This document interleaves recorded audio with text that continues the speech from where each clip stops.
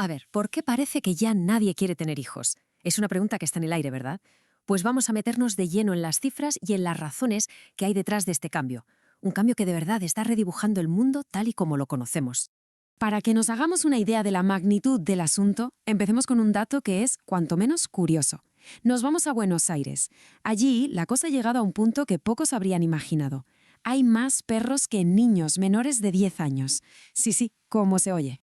Y bueno, esto no es algo que pase solo en un sitio, ¿eh? Ni mucho menos. Cruzamos el mundo hasta Japón y allí nos encontramos con un indicador económico que te deja pensando. Se venden más pañales para adultos que para bebés, un reflejo clarísimo de cómo está envejeciendo su población. Y si lo de Japón ya parece fuerte, ojo a esto. En algunos sitios las proyecciones son directamente alarmantes. Miremos a Corea del Sur, su tasa de natalidad ha caído en picado. Tanto que se calcula que si la cosa sigue así, el país podría perder la mitad de su población actual. Con una cifra así sobre la mesa, la pregunta es inevitable, pero bueno, ¿qué está pasando aquí? Pues todos estos datos que hemos visto nos llevan a la misma conclusión. Estamos en medio de un cambio generacional enorme, uno de esos que marcan un antes y un después. Pensemos un momento en la generación de nuestros abuelos. Para ellos, tener hijos no era una opción, era lo que tocaba. La pregunta no era si iban a tenerlos, sino cuántos. Hoy, para la gente joven, la película ha cambiado por completo. Tener descendencia ya no es algo que se dé por sentado, es una opción más, una entre muchas otras, en una vida que se quiere vivir a tope. Vale, ya hemos visto el qué. Ahora vamos al por qué. Y uno de los factores más claros, más tangibles, es la economía. Vamos, la pasta. El coste de criar a un hijo o una hija hoy en día es sencillamente asombroso. Hay una frase de un sociólogo, Luis Barragán, que lo clava. Dice que para mucha gente tener un hijo ha dejado de ser un proyecto de vida para convertirse literalmente en un artículo de lujo que no se pueden permitir. Es que la presión económica es brutal. Y claro, esta presión se ve en los números, no es solo una sensación. Por ejemplo, en Colombia los nacimientos cayeron más de un 30% en un solo año. Es una bajada en picado que te dice mucho del impacto real que tiene todo esto. Y aquí es donde la cosa se pone curiosa, porque pasa algo que a primera vista no tiene mucho sentido. Se llama la paradoja demoeconómica y viene a decir que, en general, cuanto más rico y con más estudios es un país, menos hijos tiene su gente. O sea que el desarrollo, con todo lo que trae, más oportunidades de trabajo, más autonomía personal, pues resulta que es el mejor anticonceptivo que existe. Pero a ver, que no todo es el dinero, ¿eh? Hay algo más profundo, y es que ha cambiado la idea misma de lo que significa tener una vida plena. El guión de vida de antes se ha quedado anticuado.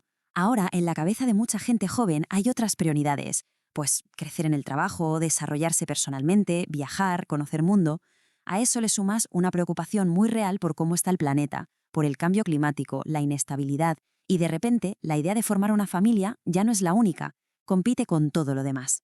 Mirad lo que dice Emilia, una estudiante. No siento que el mundo tenga recursos suficientes para más gente. Es que esta frase resume perfectamente esa angustia por el futuro del planeta que tiene muchísima gente joven.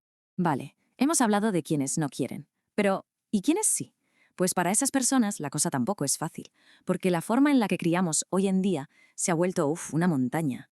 Es como si se hubiera dado el pistoletazo de salida a las Olimpiadas de la paternidad perfecta.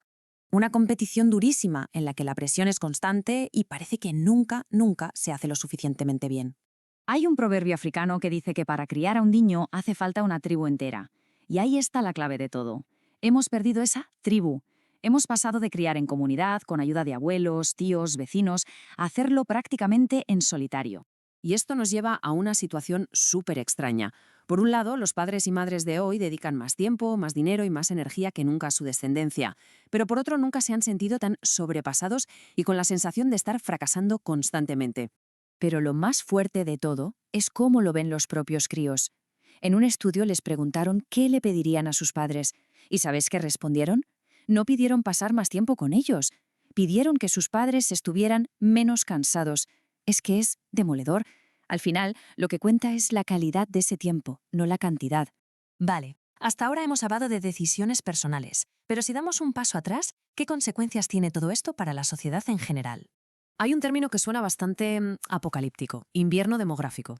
Se usa para describir un futuro con un descenso de población tan bestia que nos llevaría a una sociedad súper envejecida y, a un declive demográfico en toda regla. Ahora bien, hay que decir que este término tiene mucha tela, hay bastante debate. Muchos demógrafos serios dicen que es poco científico, que es alarmista y que se deja por el camino cosas tan importantes como la inmigración o que cada vez vivimos más años. También hay quien lo asocia con discursos políticos muy concretos. Estos gráficos pueden parecer un lío a primera vista, pero en el fondo nos enseñan algo muy claro. Son una especie de radiografía de los cambios sociales que han ocurrido en España. Nos muestran, con datos, cómo han evolucionado cosas como la natalidad o los modelos de familia a lo largo de décadas. Es la prueba visual de todo lo que estamos hablando. Pero bueno, más allá de cómo lo llamemos, invierno o no, las consecuencias de que nazca menos gente son muy reales y nos afectan a todos. Hablamos de una población cada vez más envejecida y eso significa una presión tremenda para las pensiones, para la sanidad.